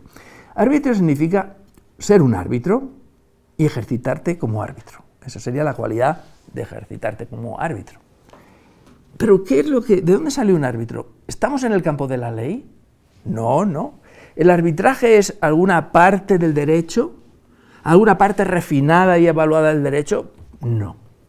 Es un mecanismo que está metido ahí en los intersticios de la ley, pero en donde se hace como una vía, ¿cómo se llama?, un atajo, para en muchos momentos en que la ley, con todo su rigor y toda su riqueza de matices, pues puede resultar ya excesiva. Si yo este bolígrafo viene ahora y me dice, es mío, y yo le digo, es mío, pues nos vamos a ir a un juzgado, tardaríamos a lo mejor 1 año, costas judiciales, sería pues un trastorno innecesario. Digo, bueno, pues vamos a decírselo a la profesora, que los dos confiamos mucho, o a la decana, y que ella decida. Ese sería un mecanismo de arbitraje, ceder nuestros derechos, ceder nuestras capacidades y nuestros derechos que nos dotan las leyes vigentes en el lugar, y recurrir a un mecanismo más rápido, más eficiente, y que vamos a salir de ello en breve. Ni hay costas judiciales, ni se tarda nada. ¿Eso está bien? Pues hombre, está bien para una cosa trivial. Y sabiendo que siempre que ejerzas el arbitraje, atención, siempre que alguien esté ejerciendo de árbitro, siempre que uno de ustedes esté haciendo un arbitraje, piensen que por definición se están saliendo de la ley. Es un subterfugio para salirte del campo de la ley y decir, bueno, las leyes que se queden ahí, en este caso que ponía yo como ejemplo, porque son carísimas y no viene a cuento para una cosa tan pequeña, pero nos estamos saliendo del campo de la ley, evitando la ley, negando y yéndonos a un terreno extralegal. Pero es que eso ya no se ha hecho solo para dilucidar la propiedad de ese bolígrafo, que ahí pues puede ser un buen subterfugio, un artilugio. Es que eso se utiliza ya en general. Y se empieza a plantear la vida de las personas como un constante ejercicio de arbitraje, en donde lo importante para lograr la grandeza, la riqueza de espíritu y la eficacia de nuestras vidas y nuestra creatividad, en ser árbitros de nuestra propia vida. Es como, por eso te dicen los chavales, no, es que, o los chavos, nosotros decimos chavales allí, te dicen, no, es que yo lo que quiero es que me toque la lotería, esa omnipotencia, muchos millones de euros, y con eso yo ya haré lo que me dé la gana. Yo ya fuera las leyes, yo soy árbitro. Y el árbitro que se da a sí mismo un reglamento, porque ¿qué es lo que hace el árbitro? Le trazan un campo, aparece ya la línea. No sé si os habéis fijado, pero en los mapas, en concreto en África, hay países que están trazados como si lo hubieran hecho con una regla. O sea, poner la identidad nacional, la riqueza que eso significa, enfundárselo como un vestido a las de allí, con un tiralíneas, y vamos a montar este es Liberia, sí, para mandar ahí a los africanos, norteamericanos, ya es el capitán Monroe, como el presidente Monroe. Pues venga, y ahora vamos aquí uno que se llama, pues, como hacían antes, vamos, aquí hay me he quedado hoy, había un club de, no sé de qué es, de béisbol o de, se llama Los Cangrejeros de no sé dónde, de un pueblo del norte de España. Venían y montaban las guerras como en su país. Bueno, eso está bien, pero montar todo el articulado y los fundamentos más profundos y esenciales, como dicen los aristotélicos, de la vida, en ese mecanismo que es trazar ahí unas identidades nacionales y un territorio, eso es harina de otro costal. ¿Y qué es un territorio? Pues es que ya te sales de la tradición de la ley romana en buena medida y de las tradiciones más ricas democráticas e introduces un factor que será muy bueno, pero es peligrosísimo. Ahí hay un territorio e inmediatamente hay un árbitro. Y ahí va a haber un árbitro que va a ser el Estado, árbitro que controla, domina, puede matar a las personas legalmente, legítimamente, perdón, y puede construir las leyes y puede desmontarlas y hacerlas. Ese artilugio llamado Estado ya tiene otras referencias y es la esencia de arbitraje. Y si tú te nombran árbitro de ese campo de fútbol, tome usted, ¿qué es lo que te van a dar? Primero un reglamento, no te dan leyes, te dan reglamentos. Y el reglamento lo tienes que hacer ahí mandarrío, que se cumpla. Y te van a dar un silbato. Luego, las personas que viven a su libre albedrío, que sepan que se han convertido en árbitros. No son jueces, y si son profesores, no escucharán con paciencia y sin agobio a sus alumnos. Les despacharán, porque eso es lo que hacen, no les tratan, les despachan en 5 minutos. A ver, ¿qué quieres? Siguiente, pero abrevia. Porque no saben, ni tienen sentido, ni lo han querido aprender, ni han tenido maestros. Oye, no seas un bárbaro, una bárbara, porque estás utilizando como un déspota unas cualidades que pueden herir a los demás. Porque estás siendo no solo disfuncional, estás cargándote a tradiciones riquísimas democráticas de gente muy lista y muy sabia que, como lo sabían, no dejaba que se hiciera eso. Y por eso decía Maimónides, si a alguien le acusamos de algo, hay que decirle claramente de qué le acusamos y darle 28 días, el mes lunar, para que se prepare su defensa. Por eso se crea el habeas corpus y por eso tantos juristas han meditado sobre todos esos mecanismos que nos tienen que hacer evitar caer en la omnipotencia. Pero si yo me convierto en el árbitro, pues ya está, ya no hay leyes. Los árbitros no dan sentencias. El arbitraje internacional, que está montado en términos económicos y de empresas, ¿qué es lo que hace un árbitro? No da una sentencia, da laudos arbitrales. Y en una sentencia de un juez, siempre hay un juez superior al que se puede recurrir, hasta llegar a la que es muy imperfecto. Pero en los juicios hay contingencia, no así en muchos países. Yo al pasar por el tecnológico he visto esa sala de juicios, esa sala tan preciosa para que los que estudian aquí practiquen, efectivamente, porque en un juicio hay contingencia, nunca sabes lo que va a pasar. Porque si en un país, vamos a decir, cuando en la época de Stalin hay un juicio y entra el hijo de Stalin que le van a acusar, ya sabes lo que va a pasar. O un sobrino de Pinochet, o de Castro. En un país libre, por muy bien preparado y por muchas pruebas que tenga a favor, nunca sabes, siempre hay un elemento de contingencia en un juicio. Como cuando vas a tocar una obra que te sabes muy bien, te puede salir mal, o ese día no está inspirado. No está garantizado el control de todo, se trabaja mucho. El músico trabaja 8 horas diarias, ya quisieran trabajar los profesores tantas horas. Se trabaja 8 horas diarias, se cuidan los tiempos, la afinación, con exactitud exquisita, y aún así se tiene la convicción de yo no me va a salir, como decía Claudio Arrao. Yo no sé cómo voy a tocar el 20 de mayo, que tengo un contrato firmado con la BBC. Es más, decía al final el buen hombre, ya con 80 y tantos años, el pianista Claudio Arrao, chileno, dice, yo al final ya no toco ni para el cronista del New York Times, ni para mis maestros, ni para mis amigos, ni mis discípulos. Dijo una frase que se me quedó, que la deberíamos utilizar en la política democrática, yo toco para el piano, porque hay que tocar para el piano. Y tienes que construir las leyes para el bien de tu ciudad, sí, para muchas cosas que te van a hacer, que si mañana te llevas un dinero que no es tuyo, dices, ¿yo de qué me llevo esto? ¿Pero de qué me voy a llevar yo esto que le hace falta a tanta gente aquí? ¿Pero qué? Y porque sean unos razonamientos muy profundos, pero que tú no vas a poder ir con toda la corrupción que hay, no vas a poder enfrentarte a ella si no tienes unos anclajes históricos de muchas personas que han trabajado en esa línea, coherentes, honestos, que con sus defectos han ido montando una tradición de libertades y de una administración, eso sí que son políticas públicas, que planten diques contra la tiranía, no los dictadores. Los dictadores, incluso puede haber alguno benigno por ahí, no digo que no, como lo fue César, pero los tiranos. Y ahí vienen dos cosas. La transformación del Estado está viniendo ya, el deterioro. Y vendrán enseguida, claro, ¿y usted entonces qué opina? ¿Qué va a haber? ¿Qué ideología postula? Pues ya piensan que te vengas aquí con un librito a dar un catecismo. Yo no postulo nada, yo estoy comentando, parándome a pensar sobre las cosas que están pasando, porque las ideologías, entre ellas solo hay que escuchar a los marxistas como te hablan de los liberales, corruptos, sinvergüenzas, todo mentira, una democracia falsa, horrible, y están hecho guerras unos con otros. Y oyes a los liberales, los marxistas, pues una patraña, la dialéctica hegeliana, mentira, totalitario, tal. Si entre ellos ya se han despedazado, no tenemos que venir aquí ningún listo de tan lejos como vengo yo, aunque me sienta tan cerca de vosotros, no tiene que venir ningún listo por aquí. Si entre ellos se despedazan, no sirve. Y si sirve solo para los que ganan, que son el 20% de la población. Se hablan, que se señalan así como para darse disparos. No se escuchan, no hay seguridad, lo ve cualquiera. Y el deterioro es constante. También es cierto que hay mucha gente muy honrada. Yo veía hoy en la televisión gente que se ve que está ahí trabajando por hacer las cosas bien y muchísimo respeto a ellos. Pero me temo que esos no son los que llevan el cantus firmus, la voz cantante.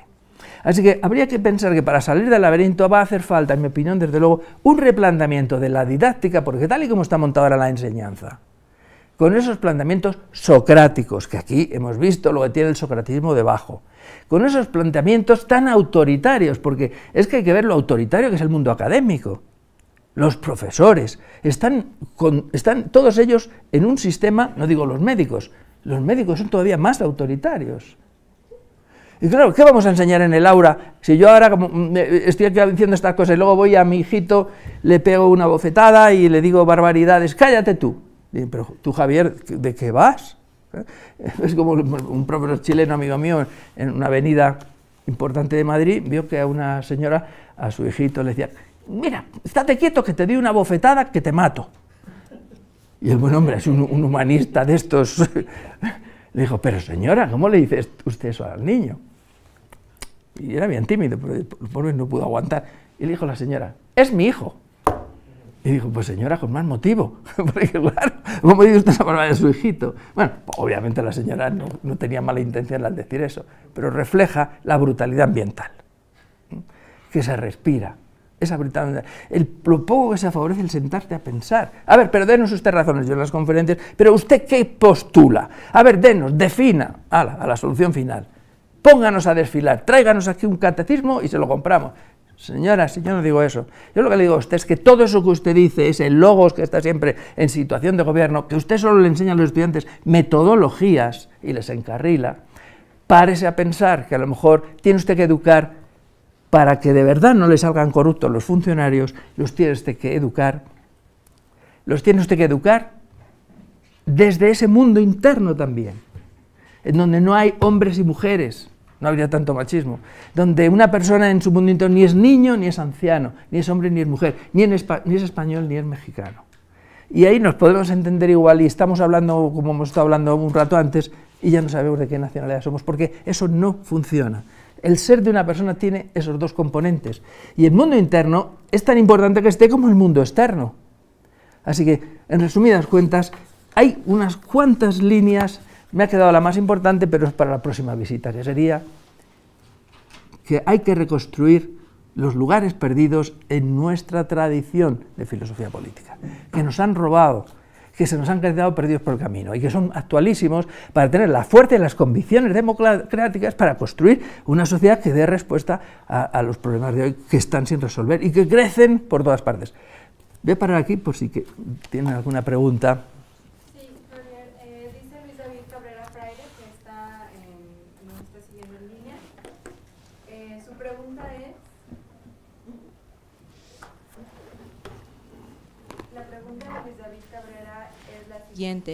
¿Qué papel juega la memoria histórica oficial en el desarrollo de la sociedad vigilante? Importantísimo. Mi enhorabuena a mi ¿cómo se diga? ¿No? Espectador. Sí, porque es un hombre que debe ser bien profundo, o que escucha con mucha profundidad central. Todos los regímenes políticos quieren controlarla. Quieren controlar eso como una explicación de lo que pasa en la actualidad, pero son explicaciones totalmente desmontables. Con lo poco que yo he dicho estos días aquí, no se tiene por ningún lado. Y es muy perverso, es un artilugio, no sé si lo harán de mala fe, pero es un instrumento de control y de transmutación de las cosas. Y hacen que la gente no sepa cómo es, les ocultan cosas, les expurgan los libros, les engañan. Es una forma de querer dominar, controlar, mediante malas artes. Así que la memoria histórica tiene que ser de las cosas más delicadas, más cuidadas por los maestros, y hay que cultivar el pasado, claro, pero no así como se hace ahora. Entre ellos ya he puesto el ejemplo de Virgilio. ¿Cómo puede haber niños españoles o italianos o norteamericanos que no conozcan ese gran monumento, ni siquiera monumento, ese gran acervo precioso de defensa contra la tiranía y el mal gusto y la brutalidad? Pues así que a David le diría enhorabuena por tener esa percepción.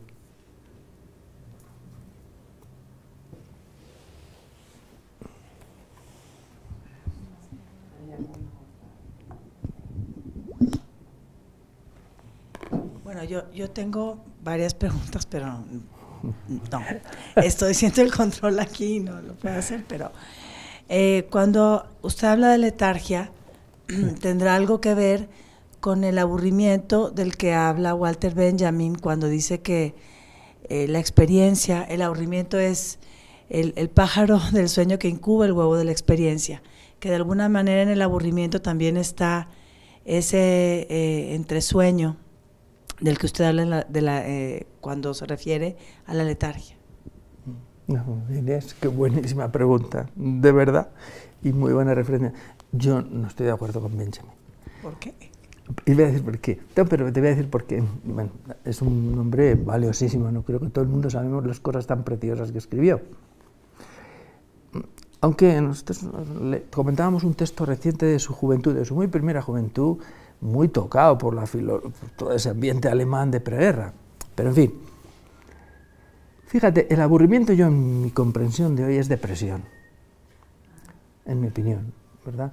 He llegado a esa conclusión y oyendo a otras personas que saben más que yo y más cualificadas, creo que es depresión, oculta una forma de depresión. De hecho, un niño cuando está aburrido, te piden ayuda muchas veces, mamá me aburro, papá me aburro, no es cualquier cosa. Y la letargia, no, la letargia es una palabra que sirve y que además tiene un contenido muy rico del pasado, porque en esas 24 horas del día hay muchas en que estamos controlando lo que decimos, lo que hacemos, afortunadamente, con nuestros ojos, con nuestro tejido muscular y óseo. Pero luego hay muchos momentos en que no, yo cuando me pongo aquí, tengo que poner el reloj, y aún así ayer encargué que Lourdes me hiciera una señal, ni la vi, porque se te va el santo al cielo, no controlas, tu conciencia no controla la situación, aporta algo, pero hay alguien más que está también llevando las riendas de tu vida, ¿verdad? Eso te pasa en los gustos, te pasa en las ideas. Una persona que le hacen de un equipo de fútbol no va a poder cambiarse en toda su vida, aunque quiera. O las ideologías, es muy difícil que una persona a lo largo de su vida las cambie si se la han inculcado, ¿no? Del incalcare latino, que era frotar una cosa hasta que se quedaba. Así que no, yo creo que la letargia es esa parte de nuestra vida en la que no está al mando de control cuasi militar la conciencia vigilante. Es lo que no es vigilia. Y puede ser tanto el sueño. En el sueño yo tengo sed, pero no me puedo levantar a por un vaso de agua. No tengo soberanía para hacer eso. Y lo paso mal. Tengo una pesadilla que no quisiera tener. Y a lo mejor esa pesadilla viene un día y otro día y no puedo evitarla. Esas partes, que hay otras partes pues mucho más hermosas, fantasías que vengan a mi cabeza. De pronto viene una fantasía. Y yo no la he llamado, pero se me ha acudit al cap, ¿no? Que dicen en catalán. Y todas esas partes de nuestra vida son muy jugosas, muy ricas, llenas de coloratura, de creatividad, son tan importantes a la hora de construir pensamiento y de tener un sentido de lo que es bueno, es malo, y de la actuación, como lo pueda ser la parte que sí tú controlas. Por eso Peter Brook, el gran director de teatro y teórico, él dice que los actores tienen que actuar en trance, porque llega un momento que un actor se sabe el guión, tiene que decir esas palabras, pero saca de él o de ella algo que no controla, y no quiere decir que no sean ellos, ni que estén fingiendo. Y entonces yo creo que la letra es más rico, y la palabra viene del leceo, del mundo del Hades griego. Así que yo creo que es una palabra mucho más rica, históricamente ensamblada, con mucha más, y es muy creativa, mientras que el aburrimiento es depresión y es muy siniestro, porque es un apagón interior, y un apagón interior con mucho dolor, en grados distintos. Bueno, yo quisiera creer que él se refería sobre todo a la inactividad, pero bueno. Sí, si es así, no, habría que ver la traducción también, ¿verdad? Sí. Sí, no estoy de acuerdo, si es inactividad, porque a veces es estar en reposo, que no estaría ahí completamente de acuerdo. Si fuera eso, lo dicho antes... No, pero no lo sé porque no lo alemán. Bueno, una segunda pregunta que tengo es, cuando habla de la sociedad vigilante y de la vida como una guerra, y habla del calvinismo, pero yo me acordé de una obra que para mí es muy importante, española, del siglo XV, que es La Celestina, donde aparece el mundo como contienda. ¿Cómo la ubica usted? Sí, bueno, esa sería, yo ya sabes que soy un enamorado del Quijote, como obra teórica, maravillosa. Es como una caricia para todos los jóvenes del mundo. Pues Celestina estaría cerca. Me parece una obra maestra. Maestra, sí. Me parece. Y casi más directa que el Quijote, más breve, más y teatral, tiene mucho de... ¿no? Yo creo que como contienda, pues fíjate, no sé, tendría que volver ahora a ojearla. Sí recuerdo de ella, yo no te voy a desdecir ni decir que seguro la conoces mejor que yo, pero sí recuerdo mucho que es una obra que me impresiona porque el personaje más sabio es un intermediario. Una sociedad que está también un poco como en guerra, o al menos en el fragmento hay dos familias enfrentadas a muerte, semi-a-muerte, pero esta persona es la puta vieja, ¿verdad? Y es una mujer, pero es la más culta, porque menciona mitos griegos, Narciso y tal, y es un poco, para mí, yo la asocio mucho al matchmaker judío, ¿eh? Entonces, y en una tradición en esa época tan mala hacia los intermediarios y el comercio como algo sucio, esta figura reivindica la grandeza del comercio, del intermediario que pone a dos personas juntas para que se amen y generen vida, o para que... Me parece que es un canto a la libertad esa obra. Así que sí que es cierto que el trasfondo es el odio entre dos familias, por razones probablemente religiosas, aunque no lo dice el autor, el odio entre dos familias por razones también económicas. ¿Cómo? El odio entre los criados y los patrones, la vigilancia constante. Por eso le preguntaba cierto. Que no es calvinista y es una obra en donde está la vigilancia pues sí, a flor de piel. No sé. Cierto, pues es una cosa a tener muy en cuenta. Hoy los que viven allí en la parte baja, junto al río, los que viven en las casas, quizá lo que yo creo que ha hecho el calvinismo, que lo ha teorizado y le ha puesto dos palabras. Porque muchas las cosas que hay del conocimiento es poder, eso es un dicho latino, pero ellos lo articulan. O la tradición judía de que mucho cuidado con caer en los ídolos, porque los ídolos te arrastran, te vacían, y es un aspecto, el ídolo es un objeto que te parece poderoso, que te va a sacar de tus problemas, pero te está dejando vacía. Y llega un momento en que el propio Bacon los cataloga y hace las clases de ídolos, los ídolos de la tribu, los ídolos del mercado, y hace las 4 clases de ídolos. O sea, no solo no le tiene miedo a los ídolos, sino que los cataloga y estos hay que usarlos en la política. Para mover a la gente, le das por aquí, por allá. Es una desvergüenza y que en cierto modo es gracioso y ha sido muy eficaz, porque se ha impuesto. En Estados Unidos son la visión que se impuso y se ha impuesto en el mundo, pero eso no quiere decir que no tenga una sombra peligrosa, pero es preciosísima. De luego Celestina no es calvinista. No. Tiene otra riqueza. Tiene otra riqueza, como no lo es Shakespeare, no es tampoco calvinista. No, es una riqueza, ese personaje, y los criados, efectivamente, y con qué odio y con qué vigilancia. Es un mundo, no en ella, bueno, no sé qué opinarás tú, ¿verdad? Celestina tiene ahí un ensueño, me parece un ensueño y una hondura, sí hay mundo interno, como si lo hay la Eneida, mientras que en las obras griegas no hay mundo interno. El mundo interno del mundo griego es proyectado en unos mitos maravillosos, preciosísimos, ¿verdad? Pero no hay mundo interno. El mundo interno se ve. Vamos, ojo a eso, la sociedad vigilante, para resumir, se caracteriza también los vigilantes por su necesidad de las pantallas. Los vigilantes enseñan a sus hijitos que la vida es una guerra, etc. Entonces su mundo es proyectivo y por eso no pueden vivir sin pantallas. Si contásemos las pantallas que tienen en su vida, tienen que estar y se quedan horas y pagan dinero por estar en un sitio, en una butaca estrecha, horas, porque es la única forma de poder manejar su mundo interno es a través de esa conserva cultural que son las películas, las series de televisión, tal. La relación con las pantallas es terrorífica y muchas mamás y papás y educadores, de alguna forma, sabiendo que es muy bonita la televisión y el cine, que son preciosos, se dan cuenta que está pasando algo ahí, pero les pasa a ellos más que a sus hijitos. Cuando nos quejamos, los niños, es que los niños a los 13 años se te van y ya obedecen más al grupo que a los papás. Cosa cierta, ¿no? Para los que tenemos hijos. Pero yo diría, y para los adultos más. Lo que pasa es que usted puede regañar al niño y usted no le regaña. Los adultos se meten en ideologías, se meten en adicciones, a cosas malas para la salud, a odios, a montajes de amigos. El ser humano pues tiene ese... Y las pantallas es propio de los modernos vigilantes. Necesitan siempre pantallas. Y Grecia era todo proyectado, pero en Celestina no. En Celestina, ¿verdad? Ahí y luego ese castellano tan preciso y tan hermoso. Tiene vuelo ese castellano. Tiene vuelo. Así que qué bonito, lo voy a usar, con tu permiso, en mis clases. Esa contraposición. Una pregunta más que hacen por internet. Pregunta, ¿qué piensa de la hermenéutica? Bueno, la hermenéutica, yo inmediatamente lo asocio a Hermes. A Hermes, al intermediario de las traducciones, o quizá, si el que me pregunta es una persona más versada, a Gadamer, a Georg Gadamer.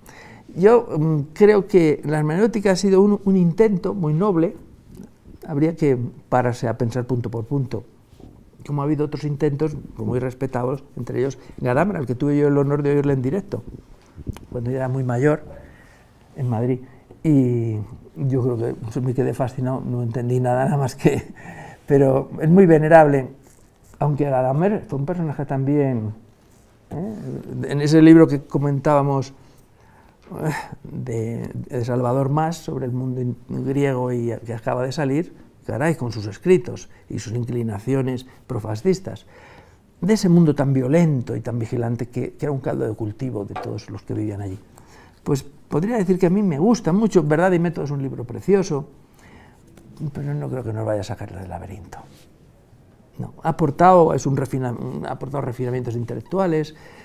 Hombre, frente a esa barbarie de la didáctica dialéctica, porque yo me preguntaría, incluido en él, ¿cómo se puede tener dialéctica sin retórica? Ya lo dijimos ayer, ¿no? ¿Cómo puede haber dialéctica de nada sin retórica? Han quitado la retórica, la han desprestigiado, es el asfalendio, es hablar por hablar, lo que sea, y ven a tener una retórica, emancipan la dialéctica de todo lo demás.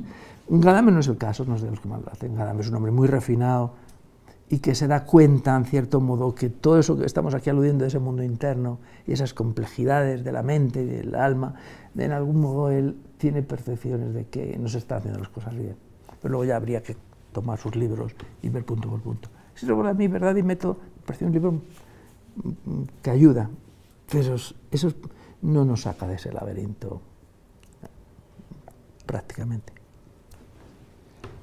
Bueno, yo quisiera articular dos preguntas para que me pudiera dar un comentario.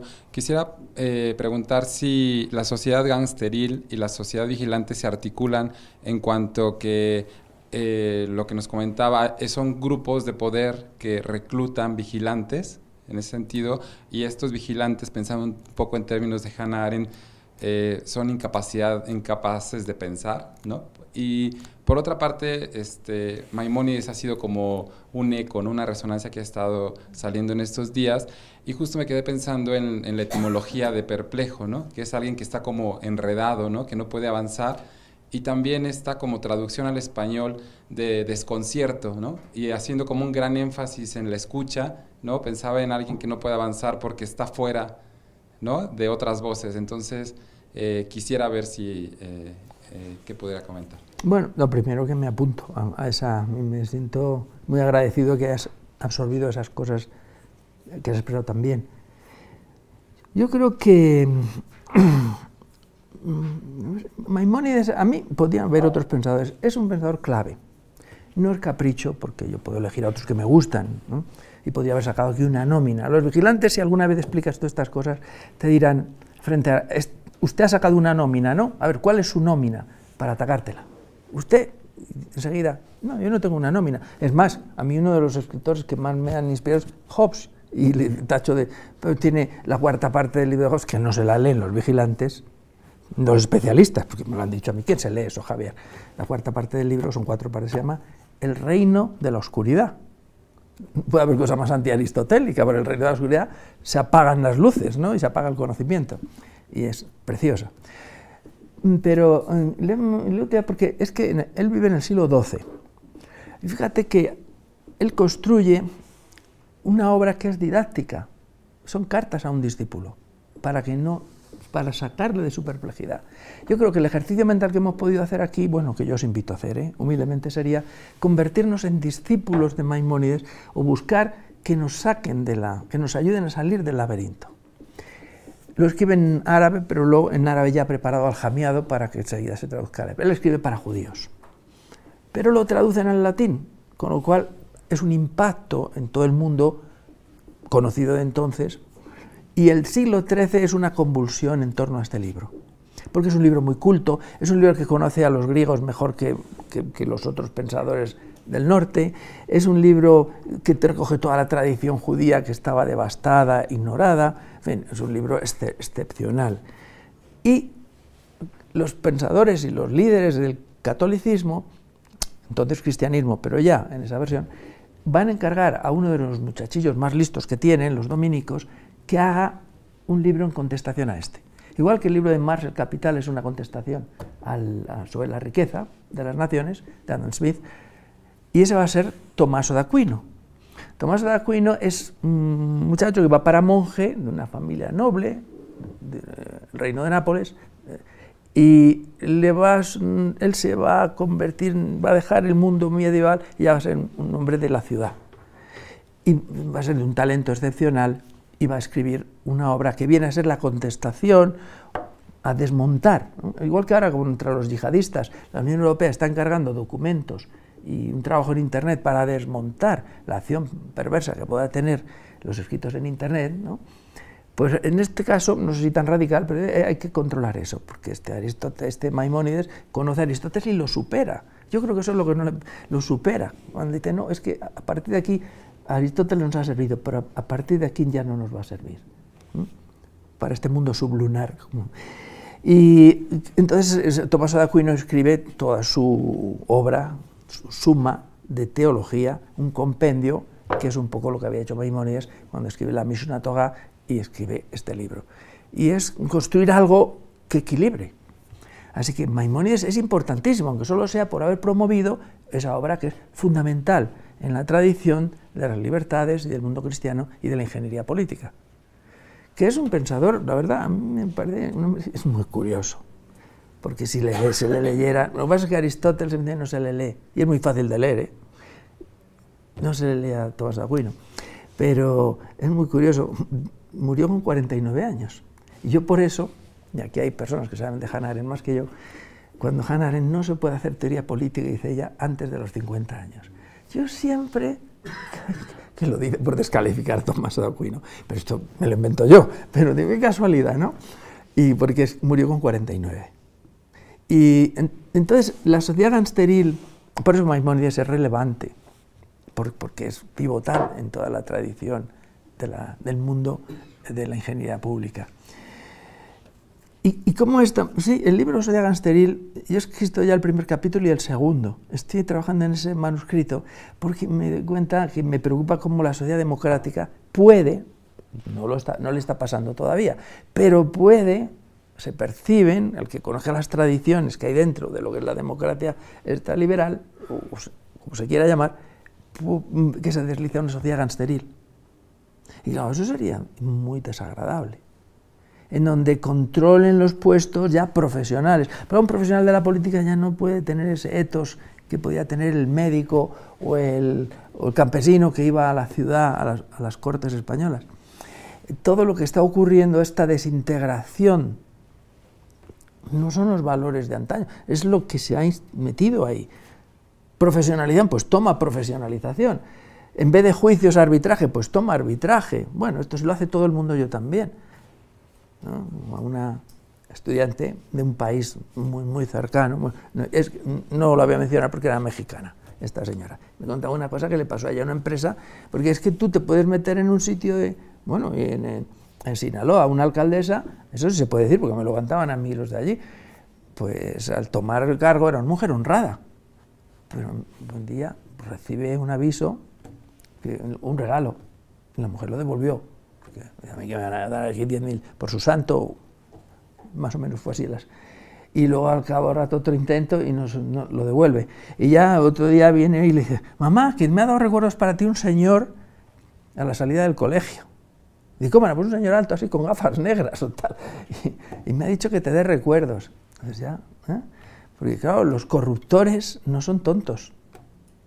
Y la ingeniería de lo público, por eso digo que es un caso de ingeniería, lo que ahora nos atañe más ya casi que teoría, es lo que estamos viendo, es que se la saben muy bien, y te corrompen, te destruyen, dicen una cosa y hacen otra, te coartan, y las carreras de los políticos muchas ya están endeudadas, enfeudadas, porque para presentarse a la sociedad necesitan dinero, los partidos, hablo en este caso de España, han aparecido de todos, tienen ahí donaciones ilegales, pero esa sociedad gangsteril, si te paras a ver la educación que hemos tenido, que tenemos ahora, los fallos, en detalle, eso que lo habría que ir aquí, era predecible, y es predecible que vaya peor, por mucha gente que se está jugando hasta la vida, porque ha habido regidoras en el estado de, no sé si era en Durango, murieron, alcaldesas o jefas de policía.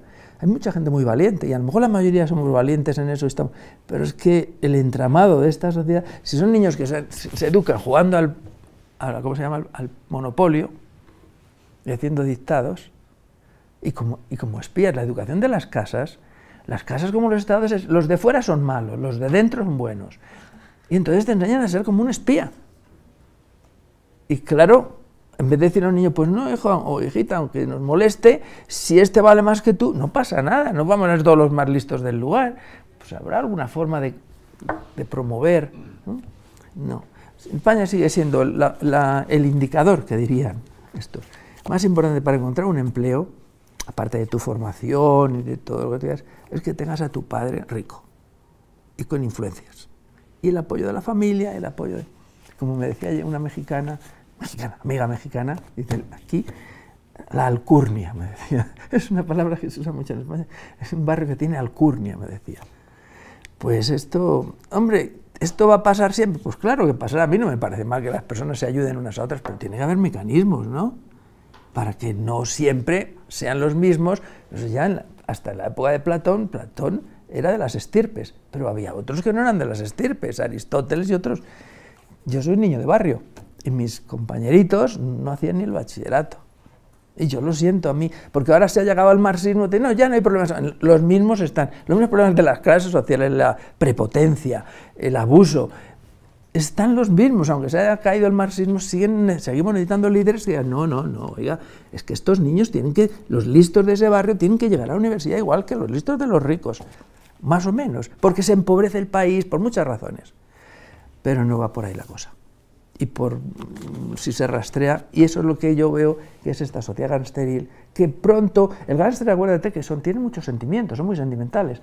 Los gángsters luego tienen a su mamá y van a comer los espaguetis que les hacen la mamá, y vienen de matar a 3 o 4 y de sanguinariamente. Luego, ¡ay, mami! Pues hay muchos, aquellos de los campos de concentración, que menciona, pues creo que es Hanna también, que tenían la foto de sus hijitos y no estaban matando a la gente. Pues imagínate que yo estoy aquí hablando así y tú mañana me ves que en un tribunal voto a a los míos. No se sabe qué quiere decir esa palabra, ¿verdad? Y cuidado con las fraternidades.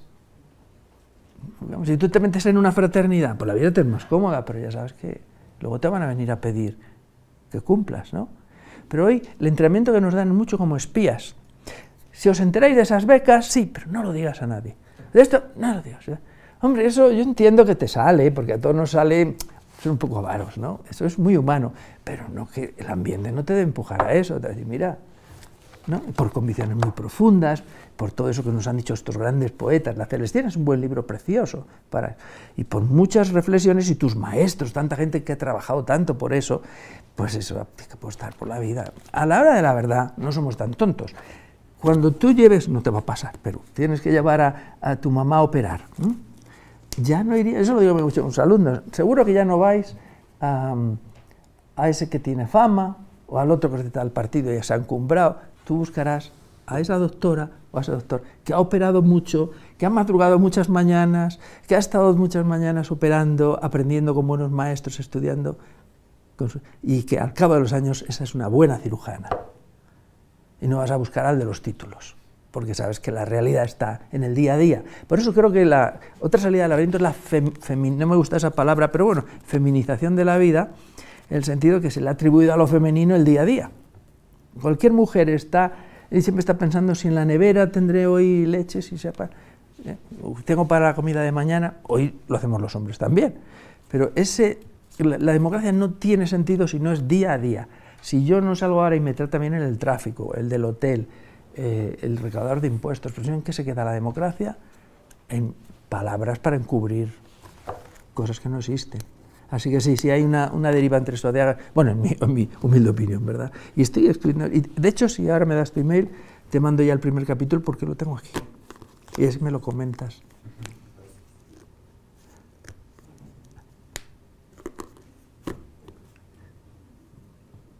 Bueno, pues yo sí aprovecho para dar las gracias a los anfitriones, porque en la tradición democrática que yo propugno, retórica si queréis, la palabra retórica ya queda un poco obsoleta ahí, es un mérito y es un honor grandísimo que haya anfitriones que te ofrezcan un lugar para escucharte y creen un espacio con su tiempo, su constancia, para decir, bueno, a ver qué nos puede dar Javier.